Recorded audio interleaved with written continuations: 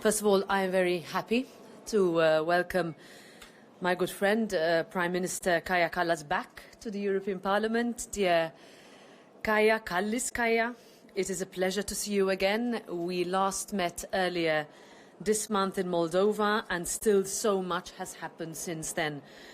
Today we talked about the situation in Russia, its impact on our security and our continued support for Ukraine. We will also address issues that we will continue to discuss at the European Council tomorrow. The need for an upgraded long-term EU budget, the upcoming European elections, and our strong support for EU enlargement.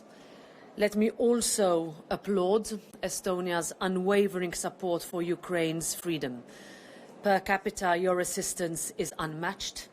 Your contribution has also been critical in ensuring support for Ukraine's EU and NATO membership path, an issue on which the European Parliament has also been very strong. The latest events in Russia have raised a number of questions relating to the internal dynamics and fragility of the Russian state, its effects on the invasion of Ukraine, and for European security. So for the EU, the most important thing is to stay the course. We cannot be distracted by Kremlin politics, and we need to continue with and keep stepping up our support for Ukraine. In this context, a couple of final points. I welcome very much last night's agreement on joint procurement in defence. It will help member states to replenish their stocks, to boost efficiency of our defence industry, and to ensure deliveries of weaponry to Ukraine.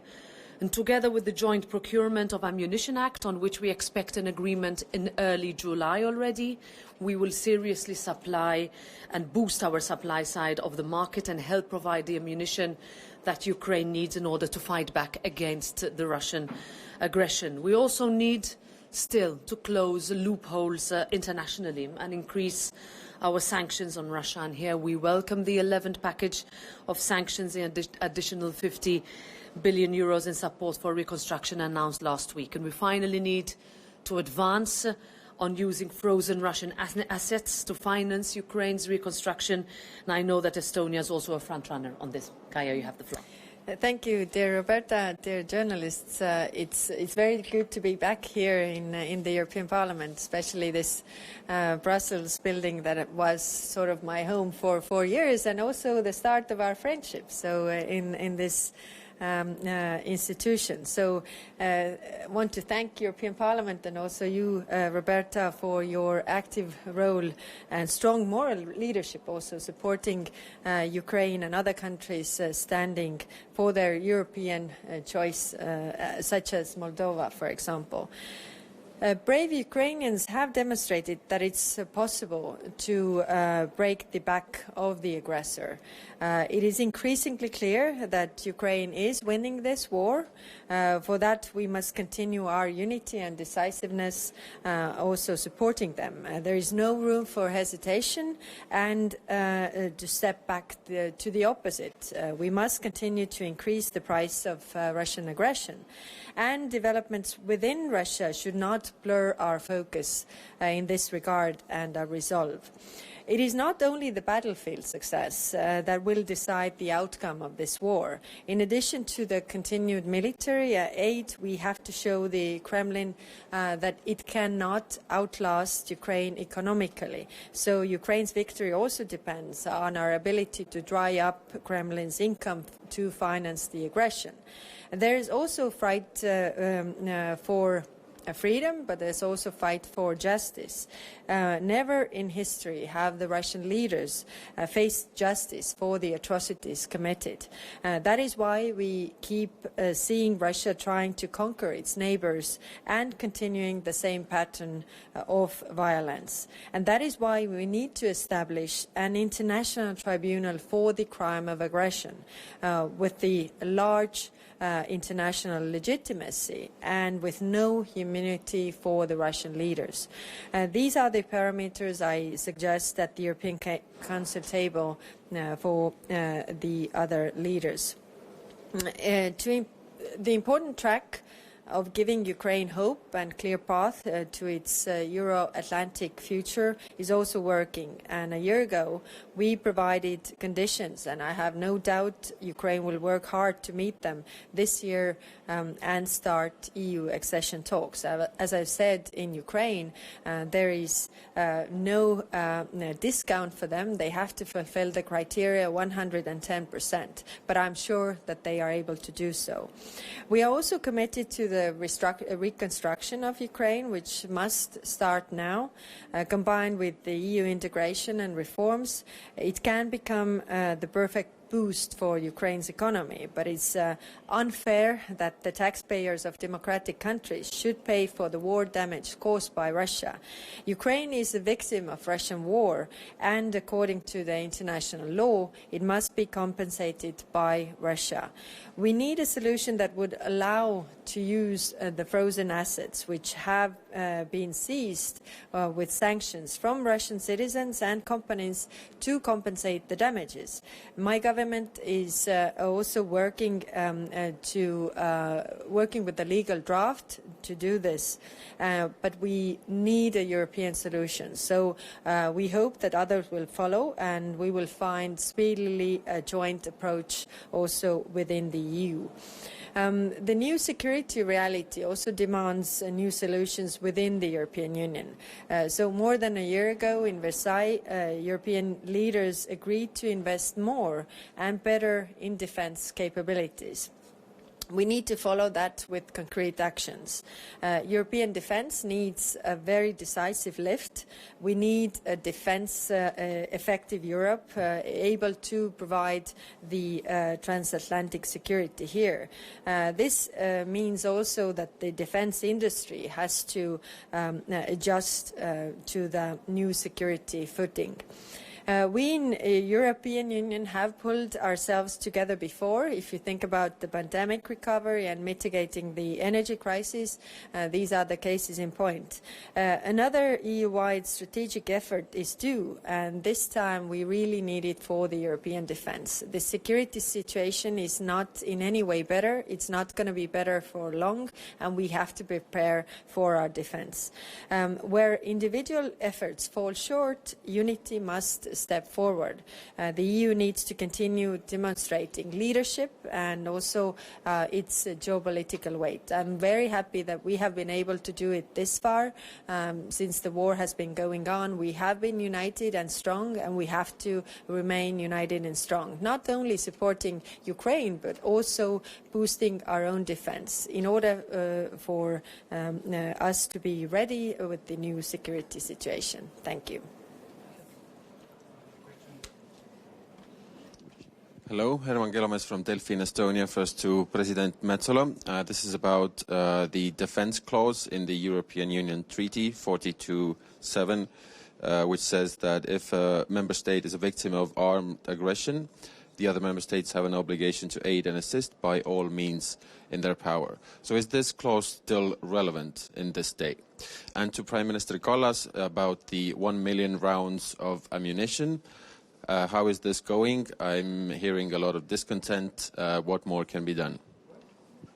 So on Article 42.7, yes, it is relevant. It is relevant not only for those countries that are militarily or constitutionally neutral, but also in order for us to really fulfill what as a parliament we have been saying for a long time and complete a proper security and defence union. If this 1.5 years has shown us is that member states were not prepared, not all of them had fulfilled their capabilities. We are asking questions as to whether when we talk about strategic autonomy, we are autonomous from a defence perspective, and that's where 42.7 would be able to give us the reality check as to whether, if there had to be an attack on any member state, how we would pool in our resources. On the other hand, what we have managed to do since the beginning of the invasion is, for example, use solutions outside the treaty, such as European Peace Facility, etc. All of this, which we would not have thought would be needed. But if 2022 and 2023 continues to show us, they are needed, and we need to be prepared. Yes, I would actually want to echo what Roberta said. I think we have to also think about our own defense and not only to help Ukraine, but also how we are able to boost our own defense. And when we talk about defense expenditure, for example, in European Union, because that is what it's based on, then from 1999 until 2021, the investment spending in defense for Europe increased 19.7%. The same number for the same period of time for America was 65.7%, and for Russia it was 292%, and China 595%. So basically 600%. So that means we have a huge gap to fulfill in our defense expenditure. And there we have to think outside of the box, not only what we have done so far, but what we can do also more. Regarding the proposal artillery shells to Ukraine, there should be more than 25% of this proposal already fulfilled. Just to remind, there were several pillars. The second pillar was the joint procurement to really get the ammunition for Ukraine and also for our own warehouses. So it needs the boosting over the defense industry also on the other side. So the funding on one side, but also the industry to speed up the production in order to fulfill this. So I'm happy that this initiative was positively seen and also is in practice already so fast, but definitely we have to do more. Eddie? One last quick one. Okay. Thank you. Eddie Wax from Politico. To Prime Minister Kallas, with the recent events in Russia and the Wagner Group possibly being moved to Belarus, do you think that would pose additional risks to the region in terms of security if the Wagner mercenaries end up in Belarus? And to President Metsola, could I ask you on a subject which is not particularly related to defence, but it's what's being voted right now in the European Parliament on a directive about sexual violence against women. There's a push for non-consensual sex to be treated as rape, so a criminal offence in the EU, but many EU countries do not want that to happen. Do you think that, whereas the Parliament does, do you think that, what's your position on that? Thanks. Thank you. On Belarus, we have been considering Belarus as a co-aggressor here. So they have been working together with Russia all the time. So what we know about Russia and Belarus is that they are unpredictable and they are dangerous. And that hasn't changed. And it is very clear for everybody in Europe now, what we have seen already years, that they are unpredictable and they are dangerous. So, of course, we have to prepare, and therefore what I said before, boosting the defense industry and our own defense readiness in this regard is of utmost importance. It seems to me that there might be feeling amongst some that have much better neighbors than we do, that this is all going to just go away. But this is here for the long haul, and we have to make the steps necessary for that. Thank you. On your question, Eddie, first of all, this Parliament has been a front-runner on women's rights, even before different member states reached, let's say, or started to reach the ambitions of this Parliament. I start by referring, for example, to the ratification of the Istanbul Convention, which is something that has been called by this Parliament for many years for ratification by all member states. In terms of the specific discussion, this is about criminal law. And whenever we talk about criminal law, there is always the amount of competence that the European Parliament or European piece of legislation can have, and the member state is about shared competence. Here, as you said, the position of member states is different.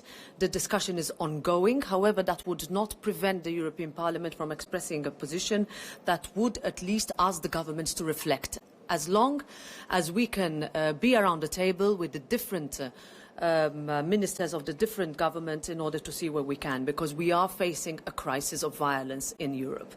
Women are increasingly the target.